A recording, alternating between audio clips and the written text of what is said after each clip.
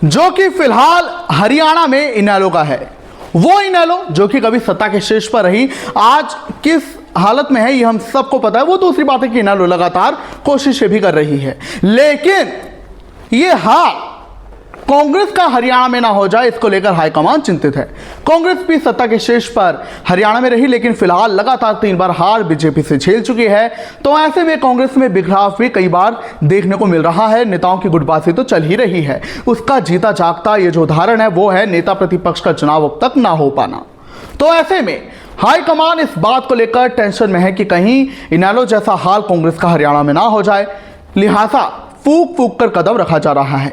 इसी बीच सबसे बड़ा सवाल यह है कि नेता प्रतिपक्ष आखिर कौन बनेगा छोड़िए, नेता प्रतिपक्ष आखिर कब मिलेगा, क्योंकि अभी तक तो नेता प्रतिपक्ष की घोषणा नहीं हो पाई है। 2 सत्र हरियाणा विधानसभा के नेता प्रतिपक्ष ही गुजर गए हैं।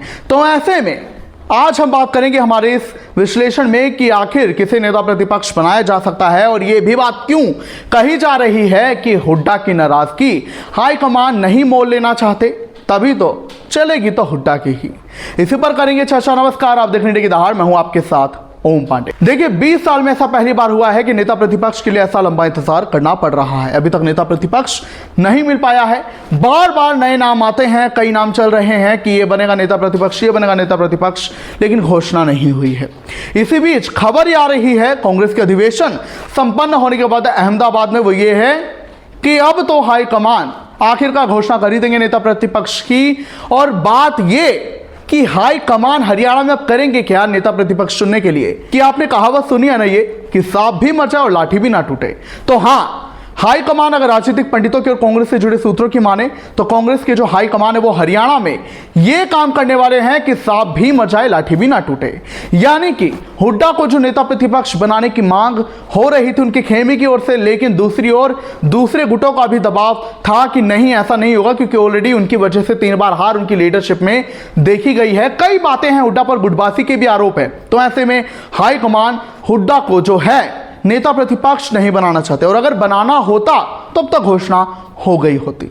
लेकिन दिक्कत यहां पर यह है कि चलो हुड्डा को ना बनाए, लेकिन अगर हुड्डा के गुट से किसी को ना बनाया तो हुड्डा नाराज हो जाएंगे, और अगर हुड्डा नाराज हो गए तो ये नाराजगी भारी भी पड़ सकती है हरियाणा में कांग्रेस को, जो ऑलरेडी बिखरती हुई नजर आ रही है। तो ऐसे में खबर यह है कि हाईकमान सांप भी मर जाए और लाठी भी ना टूटे वाला काम करेंगे। यानी कि ये देखा जाए कि हुड्डा को तो नेता प्रतिपक्ष नहीं बनाएंगे, जिससे विरोधी गुट जो है शांत हो जाए, मगर उन्हें नाराज नहीं करना, तो उन्हीं के गुट से, उन्हीं के खेमे से कोई नेता प्रतिपक्ष हो सकता है। और इसी कड़ी में सबसे बड़ा नाम जो है वो रघुवीर कादियान का है। डॉक्टर रघुवीर कादियान जो कि हरियाणा के सबसे सीनियर नेताओं में से एक हैं। वो बेरी से 7 बार विधायक हैं अभी, और वो इतने हरियाणा विधानसभा के सबसे सीनियर नेता हैं। उन्होंने इस बार भी हरियाणा के सभी विधायकों को जो है शपथ दिलाई प्रोटेम स्पीकर बनकर। वो सबसे सीनियर नेताओं में से एक है। तो ऐसे में खबर यह है कि रघुवीर कादियान को ही जो है नेता प्रतिपक्ष